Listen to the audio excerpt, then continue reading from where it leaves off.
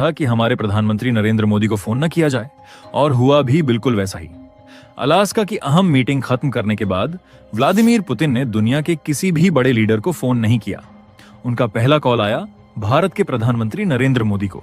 सोचिए, पूरी दुनिया के नेता लाइन में लगे हैं पुतिन से बात करने के लिए, लेकिन पुतिन का पहला कॉल आता है भारत को।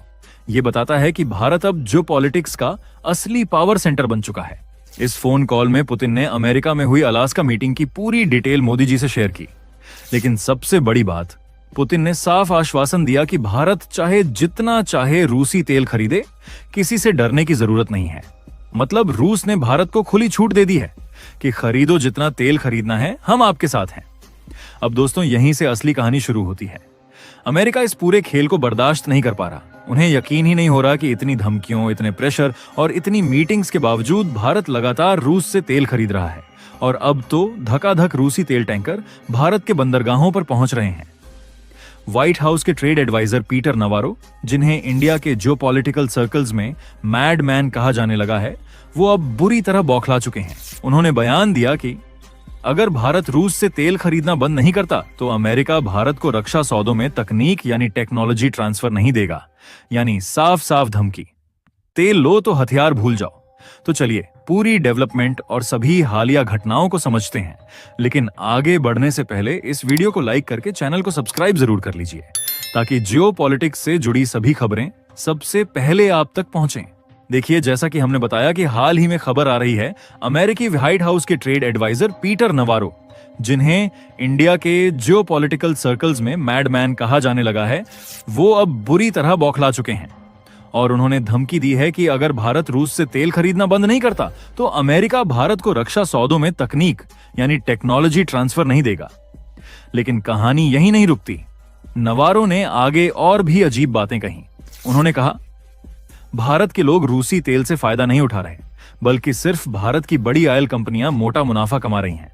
अब दोस्तों, ये बात पूरी तरह से गलत है, क्योंकि भारत रूस से जो तेल खरीद रहा है वो डिस्काउंट पर है, और उसका फायदा सीधा हमारी इकोनॉमी और इंडस्ट्री को हो रहा है। लेकिन अमेरिका की दिक्कत यह है कि भारत अब उनके इशारों पर नहीं नाच रहा। भारत अब खुद फैसले ले रहा है, और यही अमेरिका को सबसे ज्यादा चुभ रहा है। दोस्तों, अब जरा सोचिए, जब अमेरिका हमें 500% टैरिफ की धमकी देता है, तो असल में उसका डर क्या है? उसका डर है भारत की तेल कूटनीति। आज भारत रूस से इतना सस्ता कच्चा तेल खरीद रहा है कि हमारी रिफाइनरी कंपनियां उसे प्रोसेस करके पूरे एशिया और यूरोप को सप्लाई कर रही हैं। और मजे की बात देखिए, अमेरिका खुद भी भारत से रिफाइंड प्रोडक्ट खरीदने को मजबूर है, क्योंकि रूस से हमें डिस्काउंट पर क्रूड ऑयल मिलता है। भारत की रिफाइनरियां उसे प्रोसेस करती हैं, और फिर वही रिफाइंड प्रोडक्ट अमेरिका और यूरोप तक पहुंचता है। यानी अमेरिका जो रूस का तेल रोकना चाहता था, वही तेल इंडिया के रास्ते उसकी ही अर्थव्यवस्था में जा रहा है। इसको कहते हैं India strategy of energy diplomacy. अब थोड़ा आंकड़े देख लीजिए। रूस से भारत का तेल आयात 2021 में लगभग 2% था। 2025 में यही बढ़कर 40% से ज्यादा हो गया। सिर्फ जून जुलाई में ही भारत ने रूस से 2 करोड़ टन से ज्यादा कच्चा तेल खरीदा। दूसरी तरफ अमेरिका से भारत का तेल आयात भी 270% बढ़ा। यानी भारत ने दोनों मोर्चों पर बैलेंस बना लिया, न तो अमेरिका को छोड़ा और न रूस से नाता तोड़ा। ये वही स्ट्रैटेजी है जो दुनिया को दिखा रही है कि भारत किसी का गुलाम नहीं है, बल्कि अब भारत ही ग्लोबल साउथ की आवाज बन चुका है। अब सवाल उठता है, अमेरिका क्यों बौखला रहा है? तो कारण साफ है। पहली बात, डॉलर की पकड़ ढीली हो रही है। दूसरी बात, भारत और रूस आपसी व्यापार में रुपया रूबल की बात कर रहे हैं।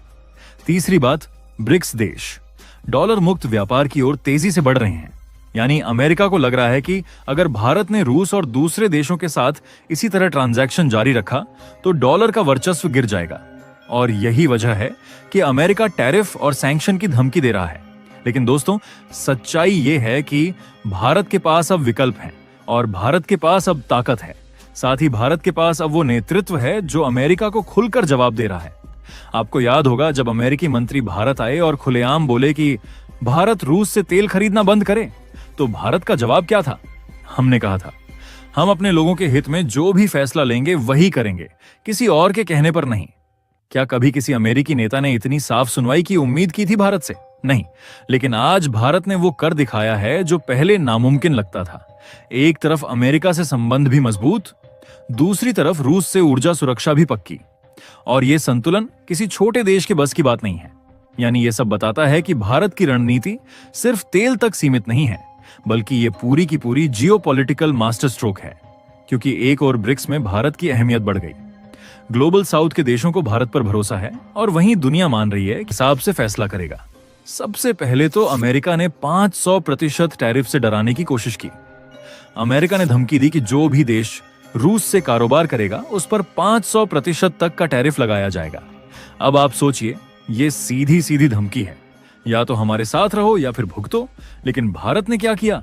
भारत ने कहा हम वो करेंगे जो हमारे देश के लिए फायदेमंद होगा। और रूस से भारत जो कच्चा तेल खरीद रहा है वो अमेरिका और खाड़ी देशों के मुकाबले काफी सस्ता है।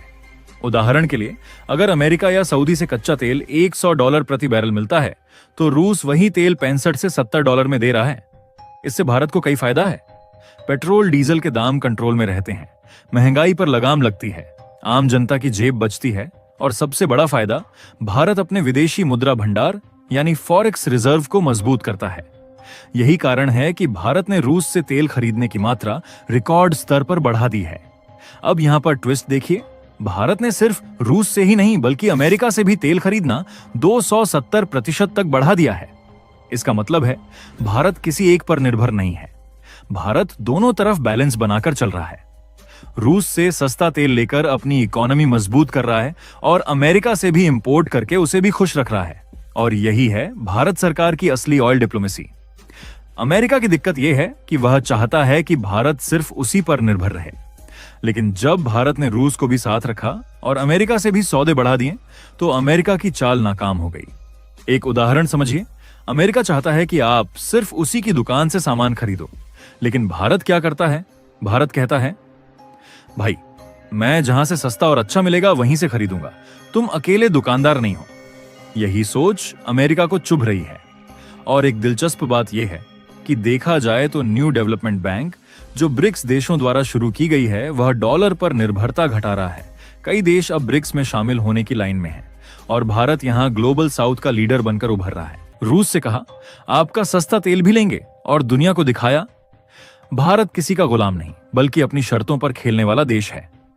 अब आप सोच कर देखिए, आज भारत दुनिया का तीसरा सबसे बड़ा तेल इंपोर्टर है और इतनी बड़ी मार्केट को अमेरिका छोड़ भी नहीं सकता। यही भारत की ताकत है। बाकी आपको क्या लगता है कि रूस वाकई में भारत को अपना डिप्लोमेटिक सेंटर मानता है या फिर केवल अपने फायदे के लिए ऐसा कर रहा है? अपनी राय कमेंट बॉक्स में जरूर बताएं और इस वीडियो को लाइक करके अपने मित्रों तक भी इस जानकारी को जरूर पहुंचाएं। साथ ही चैनल को सब्सक्राइब करके बेल आइकन को ऑल पर जरूर सिलेक्ट करें। जय श्री राम।